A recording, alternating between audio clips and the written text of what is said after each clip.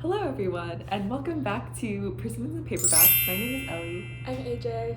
And today we will be doing our TBR for the 2024 Asian Readathon. This is like a challenge for AAPI Month that was started by Read with Cindy, or I think now she's just with Cindy. So the theme for this challenge is past lives, which is really interesting. So like all of the books that you choose like have to be related to those different themes. Okay, so the prompts are, one, read a book written by an Asian author, which is not theme related, but it's just always it's like a free free space. Two is read a book that feels timeless. So she writes like, this could be a book that stands across time, an older book that's still relevant today, a book that sets place in the past or future, but the themes are timeless, or a read that you want to read time and time again. A lot of these themes are really broad, so it makes it a little bit easier for you to like find a book. Yeah. 3, read an underrated book. 4, read a debut book. And then 5 is read a book with a story, character, or world that represents what you would want in your next life.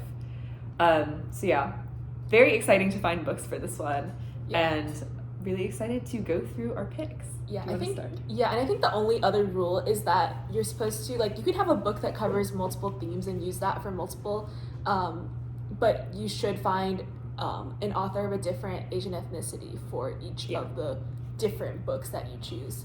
But I think we both chose 5 books and 5 authors. So I'll start. So for the just read a book written by an Asian author, I have Roses in the Mouth of a Lion by Bushra Rahman, who's a Pakistani-American author. And this was a recommendation by Elly. I think you've talked about it on the channel before and really enjoying it. I remember like the blurb said like, for lovers of On Earth We're Briefly Gorgeous. I was like, sold.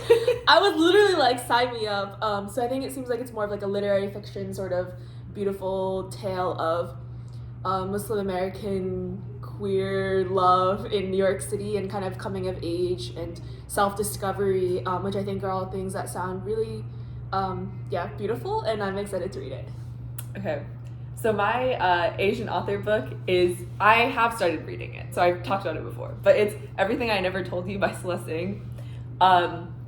This has been on my started reading forever, but basically it is about this like Chinese American family where the daughter like shows up dead, and then it like goes through and it's like all the different perspectives of the family and stuff, and like what happens to the family.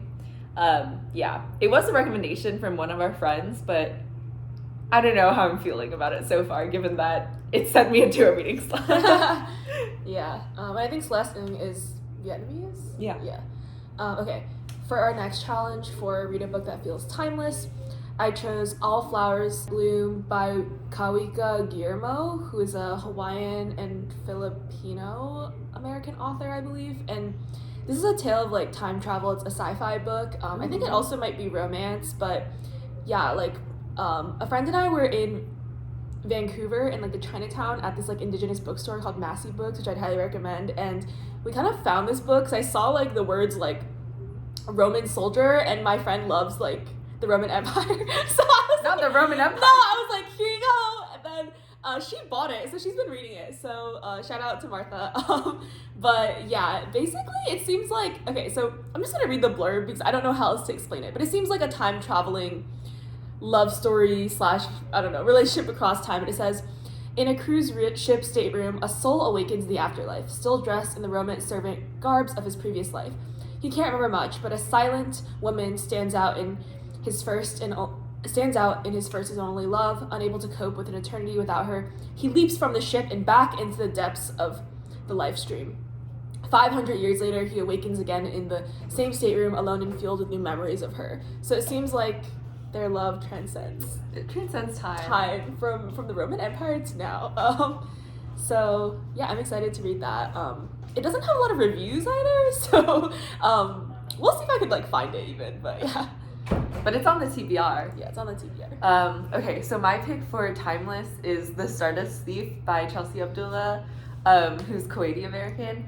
It seems like it's like loosely based on like 1001 Nights, which like I'm really intrigued by, but it's like about this like merchant criminal girl who like has a djinn bodyguard, and she like hunts and sells illegal magic, and then she saves the life of like a cowardly prince, and then has to deal with his dad, who's a freak.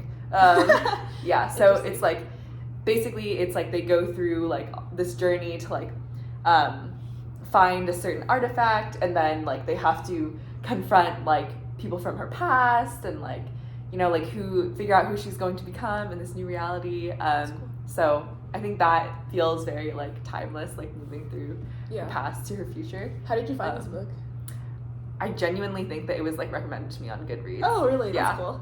Okay, next, for Read an Underrated Book, I have Q&A, Queer in Asian America by David Ng and Alice Home, and this is like an anthology. Maybe it may be a textbook, honestly, because I bought this book and I have it sitting on my windowsill next to my bed, and it's like massive. It's like 450 pages, and it's like really thick. But yeah, this is I think like maybe one of the only anthologies / collections of research and literature on queer Asian Americans. I haven't really found anything similar, honestly, when I was doing research.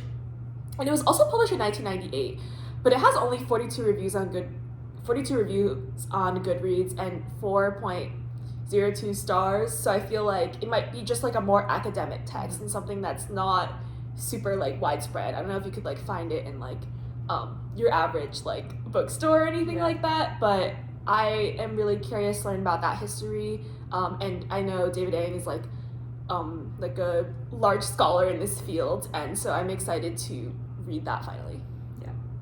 All right. So my underrated book, also, it doesn't have that few reviews on Goodreads, so it doesn't have that many reviews on Goodreads, and I think it also doesn't have a super high star rating. Mm-hmm. But it is The Takeover by Karen Taramachi, which is a enemies to lovers romance, and the blurb I thought was really funny because it starts with, sometimes when you ask the universe for your soulmate, you wind up with your hate mate instead. And I was intrigued by that. But yeah, I'm really excited to read it. I feel like I'm looking for a 5-star romance this month for sure. So we'll see. Dang, interesting. Also, yeah, I think the David Ng and Alice Home book, I think they're both Chinese American or maybe Korean American. I couldn't really find a lot of information online, so I think based on my understanding of last names, they are one of those, probably. And yeah, for a Read a debut book, I have She is a Haunting by Trong Thun Tran, and this is the first debut book by this author, and I think in the blurb it said it's a book that people like fans of Mexican Gothic would like. So I think it's kind of like a horror tale written by this Vietnamese author that basically shows the main character Jade Nguyen arriving in Vietnam to visit her family, and she's also pretending to be straight on this like 5-week journey in the house and with her family, and just kind of like trying to pretend to basically be like straight Vietnamese enough and like American enough, so like kind of these identity crises that she has. However, the house that they're staying in is haunted, and she kind of it seems like she's kind of just like interacting with the ghosts and demons of her ancestors and stuff like that. So I'm pretty intrigued to see what this book holds. It seems like it'd be really interesting in terms of like coming of age and family identity and things like that. So yes, I'm excited for that. That one sounds really good. I low-key think that it is a book that Cindy read for last year. Oh, really? Challenge, yeah. Okay, that's cool. Or maybe it was just she read it last year in general. My debut book is The Misarrangement of Sana Seed by Noreen Mugies, who's Indian American. And it's like a second chance romance, but it's like star-crossed lovers as well, because like their parents like don't think they should be together. Yeah, and like I think it's really slay because the male lead works at like the environmental conservation department or something. So he seems really slay and a weirdo. Yeah, that's cool. So so I think it's just like she basically has to get married.